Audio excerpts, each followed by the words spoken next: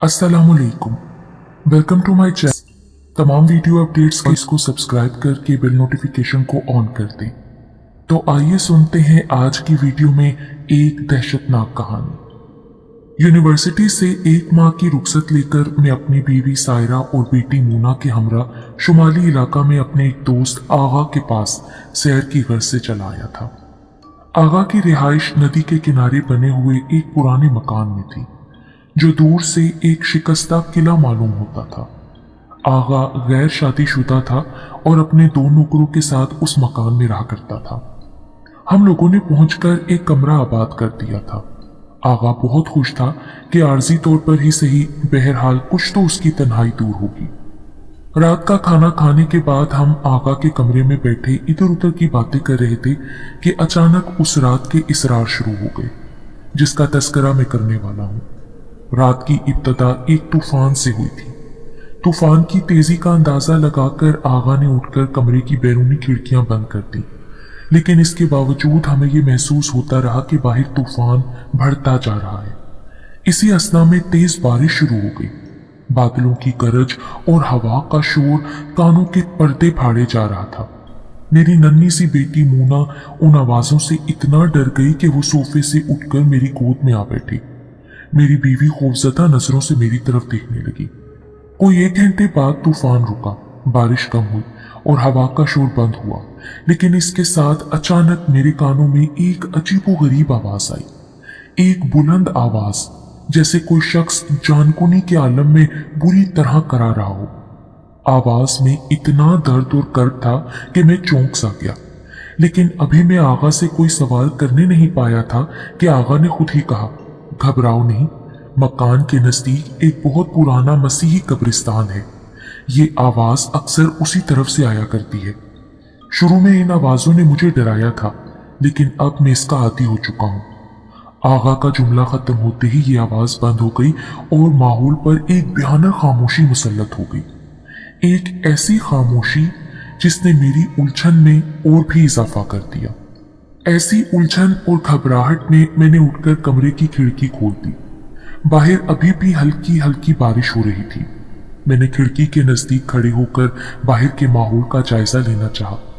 अचानक फिजा में एक नई किस्म की चीख बुलंद हुई और चीख के साथ यूं महसूस हुआ जैसे एक साथ कई औरतों ने बैन शुरू कर दी हो। मैंने लपक कर अपनी टॉर्च उठाई और दरवाजे की तरफ बढ़ा। आगा मेरा इरादा भांप गया। उसने मुझसे कहा, जकी, इतनी रात में कब्रिस्तान की तरफ जाना मेरे नजदीक हमाकत है। मैं तोहमात को नहीं मानता आगा। मैं इन आवाजों की हकीकत मालूम करके ही रहूंगा। जाहिर है कि आगा मुझे उस अंधेरी रात में कब्रिस्तान की तरफ तन्हा कैसे जाने देता, इसलिए वो भी मेरे साथ हो लिया। 15 मिनट के अंदर हम अंधेरे रास्ते को टॉर्च के जरिए रोशन करते हुए कब्रिस्तान के आनी फाटक तक पहुंच गए। फाटक में ताला लगा हुआ था, इसलिए हम उसकी 3 फुट ऊंची दीवार फांद कर अंदर दाखिल हो गए। अंदर कब्रिस्तान की जमीन से हमारे पांव लगे ही थे कि एक मर्तबा फिर वैसी ही आवाज हमारे कानों से टकराई, लेकिन इस मर्तबा आवाज हल्की थी, बिल्कुल ऐसे जैसे कोई हल्के हल्के सिसकियां भर रहा हो। डरे बगैर मैं उस आवाज की तरफ बढ़ता रहा। मैं डरता भी क्यों? यूनिवर्सिटी का साइंस प्रोफेसर भला इन बातों का कैसे कायल हो सकता था?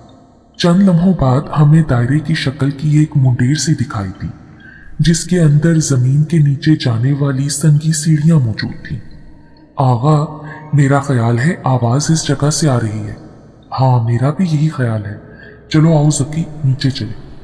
हम दोनों उन सीढ़ियों से नीचे उतरने लगे।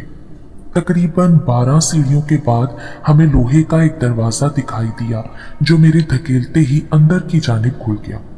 मैंने अपनी टॉर्च की रोशनी अंदर फेंकी ताकि अंदर का जायजा ले सकूं। ये एक छोटा सा गुंबदनुमा तहखाना था, जिसके वस्त में लोहे का एक बहुत बड़ा ताबूत पड़ा था। छत के कुंडे से एक बारीक सी जंजीर लटक रही थी, जिसके आखिरी सिरे पर एक डबिया बंधी थी।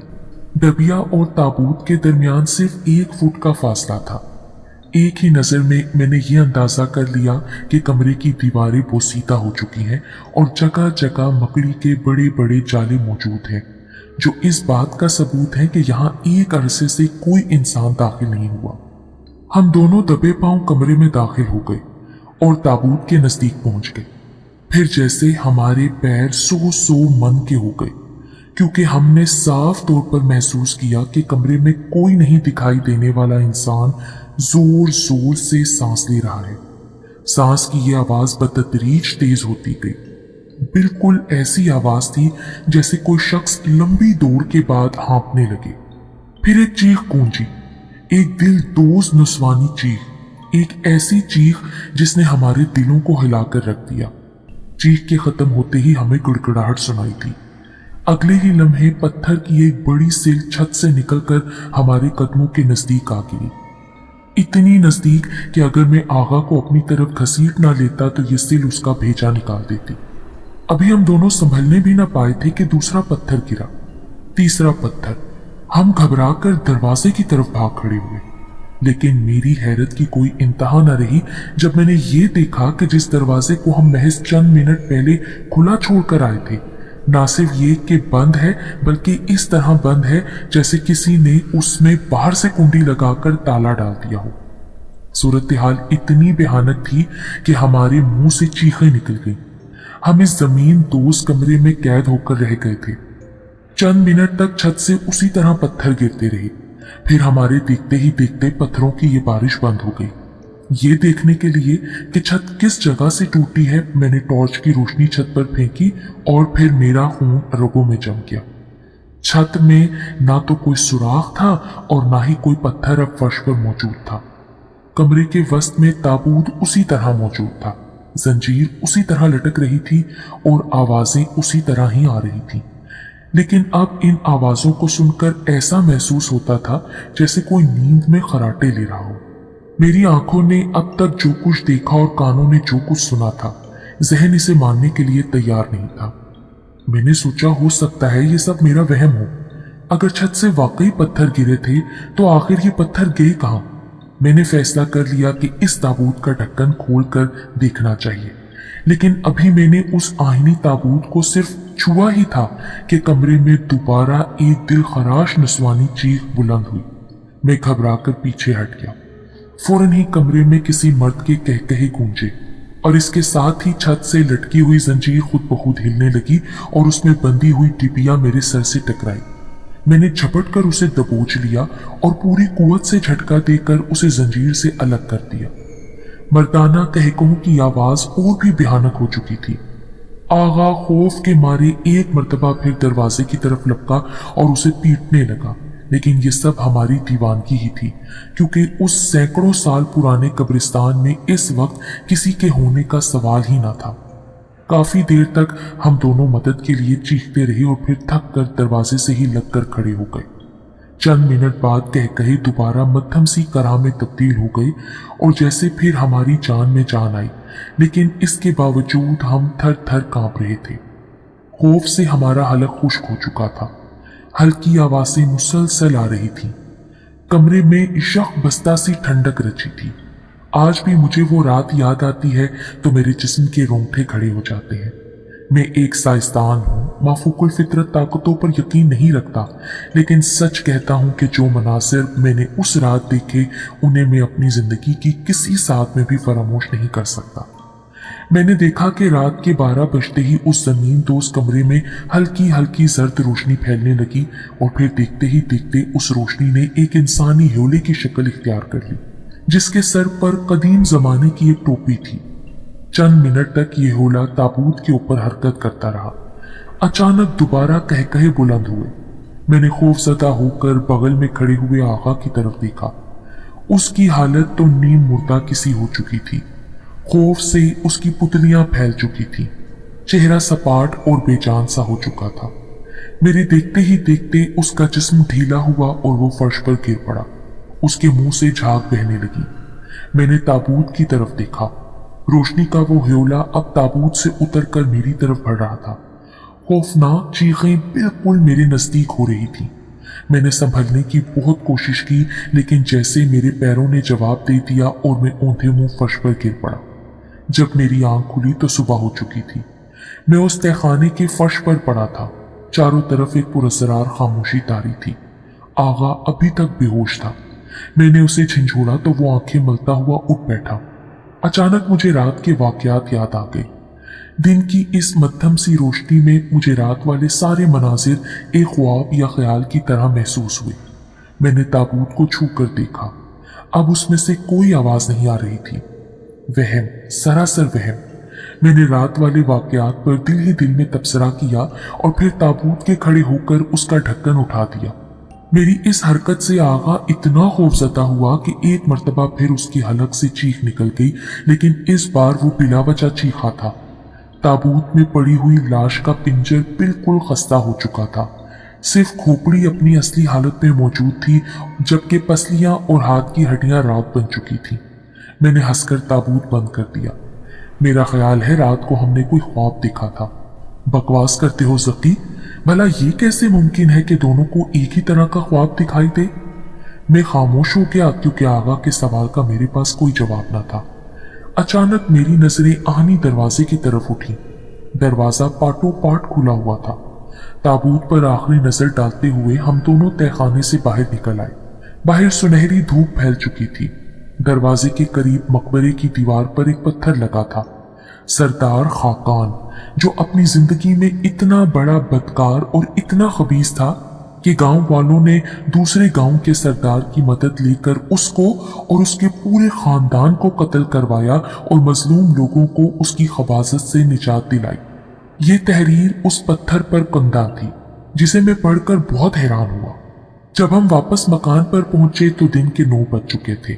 मेरी बीवी सायरा दीवानों की तरह सहन में फिर रही थी।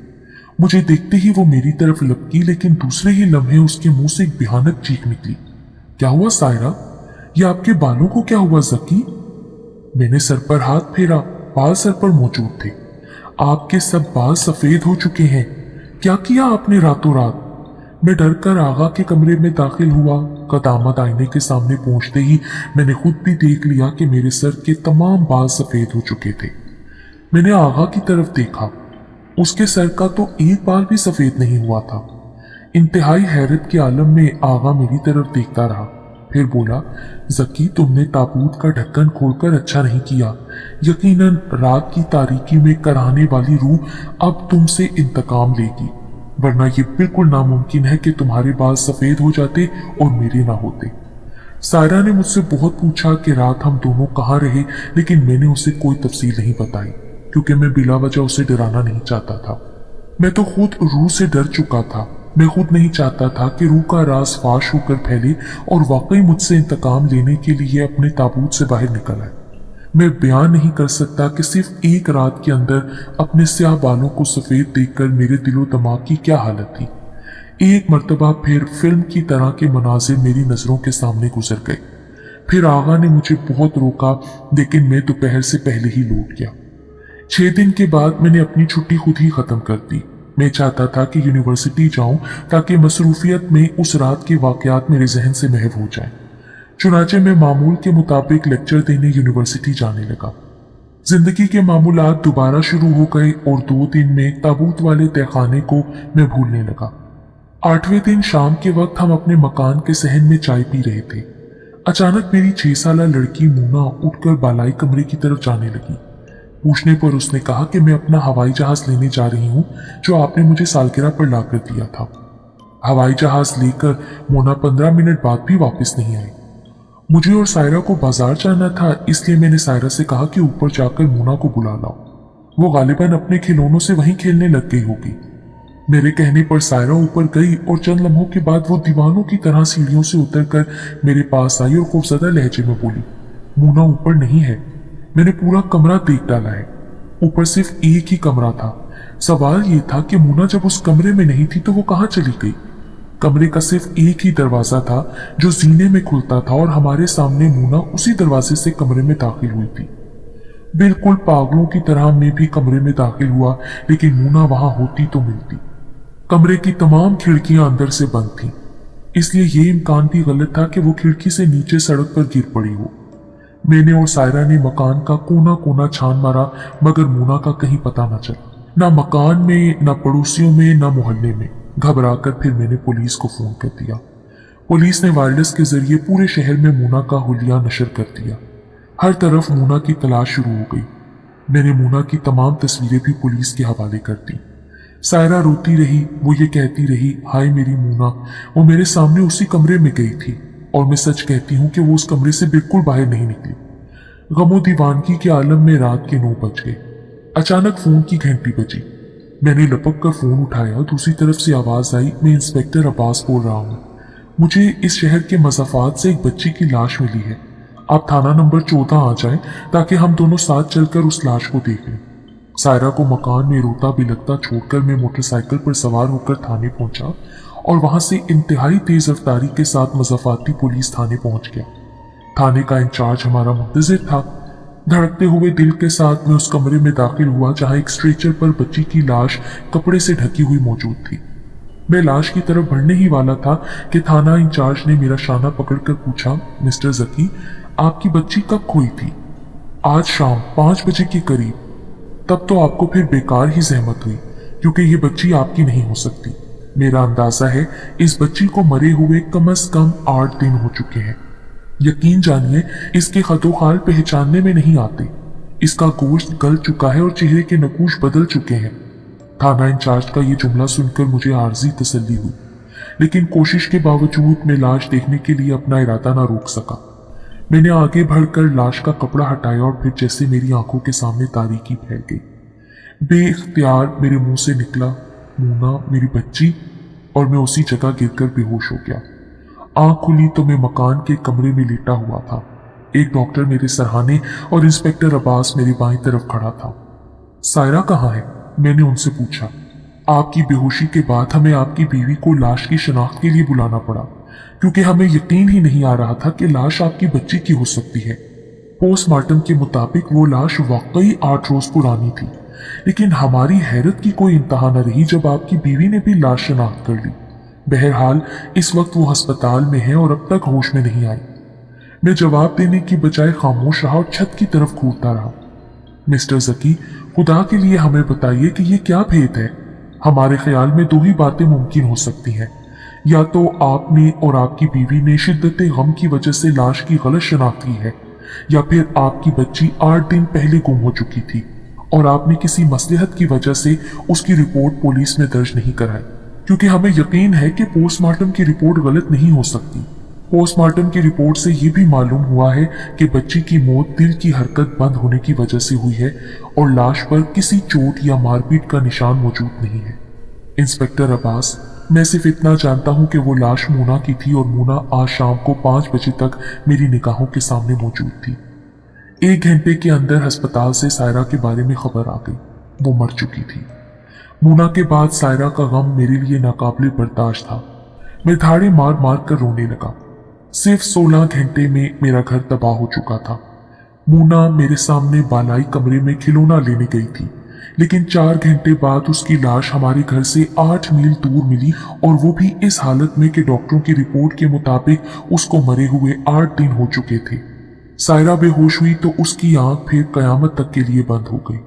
अगले हफ्ते तक मैं मकान में पड़ा रहा। बेशुमार तालिब इल्म, यूनिवर्सिटी प्रोफेसर, मेरे दोस्त और रिश्तेदार ताज़ियत के लिए आते रहे। सब ने मुझे समझाया, तसल्ली दी, लेकिन मैं दिन रात कब्रिस्तान की उस खौफनाक रात पर गौर करता रहा और मेरी उलझनें बढ़ती ही गई। इस तरह 1 हफ्ता और गुजर गया। एक दिन शाम को ठीक 5 बजे जब मकान में मेरे अलावा कोई ना था, मैंने उसी बालाई कमरे में जहां से मूना गुम हुई थी शोर की आवाज सुनी। ऐसा महसूस हुआ जैसे कोई पलंग घसीट रहा हो। मैं लपक कर सहन में आया और ऊपर जाने का फैसला कर ही रहा था, अचानक किसी ने बिस्तर लपेट कर बाहर फेंक दिया। मैं सीढ़ियों की तरफ भागा, लेकिन अभी मैंने पहली सीढ़ी पर कदम रखा था कि ऊपर से पलंग भी लड़खा दिया गया, और फिर तो जैसे ऊपर से कमरे में रखी हुई चीजों की बारिश सी होने लगी। कपड़े, टेबल लैंप, मेज, कुर्सियां, जूते, किताबें, खिलौने सब नीचे आकर बरसने लगे। मैं सहन में खड़ा आंखें फाड़ फाड़ कर बालाई कमरे के दरवाजे की तरफ देखता रहा। ऐसा मालूम होता था जैसे कोई गुस्से में पागल होकर हर चीज को तहस नहस कर देना चाहता था। थोड़ी देर बाद चीजों की बारिश बंद हो गई। फिर मैं बेतहाशा ऊपर भागा, लेकिन कमरे में दाखिल होते ही ठिठक कर रह गया। कमरा बिल्कुल खाली था। ना कोई आदमी, ना सामान, यहाँ तक कि दीवारों की तस्वीरें और खिड़कियों के पर्दे तक नोचे जा चुके थे। अचानक मेरी निगाह कमरे के फर्श पर पड़ी और फिर सर से पांव तक मेरे जिस्म में दहशत की एक तेज लहर दौड़ गई। फर्श पर जगह जगह ताजा खून फैला हुआ था और कमरे में वही कहे बुलंद हो रहे थे जो मैंने उस रात कब्रिस्तान के तहखाने में ताबूत के करीब सुने थे। मर्दाना कहे भी और नुस्वानी चीखें भी। सुबह के वक्त जब मिस्टर जकी का एक दोस्त उनसे मिलने के लिए उनके मकान पर आया तो वो ये देखकर हैरान रह गया कि मिस्टर जकी अपने पलंग पर मुर्दा पड़े थे और ये तहरीर जो सब आपने ऊपर सुनी है उनकी मेज पर मौजूद थी। पोस्टमार्टम से मालूम हुआ कि मिस्टर जकी के दिमाग की रग फट गई थी।